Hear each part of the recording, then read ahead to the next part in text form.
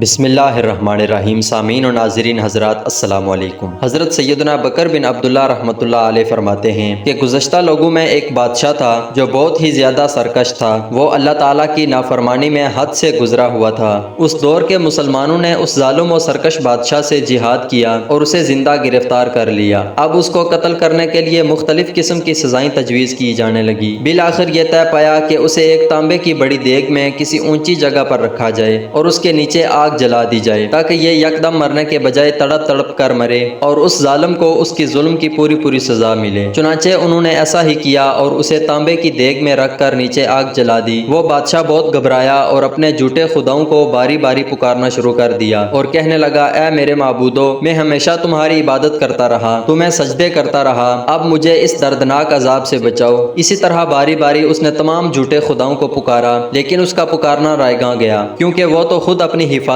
کے محتاج تھے، اس کی کیا حفاظت کرتے۔ بالآخر وہ اپنے جھوٹے خداؤں سے مایوس ہو گیا اور اس نے اپنا چہرہ آسمان کی طرف اٹھایا اور خالق حقیقی عز و جل کی طرف دل سے متوجہ ہوا اور لا الہ الا اللہ کی صدائیں بلند کرنے لگا اور گڑ گڑا کر سچے دل سے اللہ پاک کو پکارنے لگا۔ اللہ عز و جل کی بارگاہ میں اس کی یہ مخلصانہ گریہ وزاری مقبول ہوئی اور اللہ پاک نے ایسی بارش برسائی کہ ساری آگ بجھ گئی۔ پھر تیز ہوا چلی اور اسے دیگ سمیت اڑا کر لے گئی۔ اب وہ ہوا میں اڑنے لگا اور یہ صدا بلند کرتا رہا، لا الہ الا اللہ، لا الہ الا اللہ۔ پھر اللہ عز و جل نے اسے دیگ سمیت ایسی قوم میں اتارا جو مسلمان نہ تھی بلکہ ساری قوم ہی کافر تھی۔ جب لوگوں نے دیکھا کہ دیگ میں ایک شخص ہے اور وہ کلمہ طیبہ لا الہ الا اللہ پڑھ رہا ہے تو سب لوگ اس کے گرد جمع ہو گئے اور کہنے لگے، تیری ہلاکت ہو، یہ تو کیا کہہ رہا ہے؟ بادشاہ نے کہا، میں فلاں ملک کا بادشاہ ہوں اور میرے ساتھ یہ واقعہ پیش آیا ہے۔ جب لوگوں نے بادشاہ کا قصہ سنا تو سب کے سب کلمہ پڑھ کر مسلمان ہو گئے اور معبود حقیقی عز و جل کی عبادت کرنا شروع کر دی۔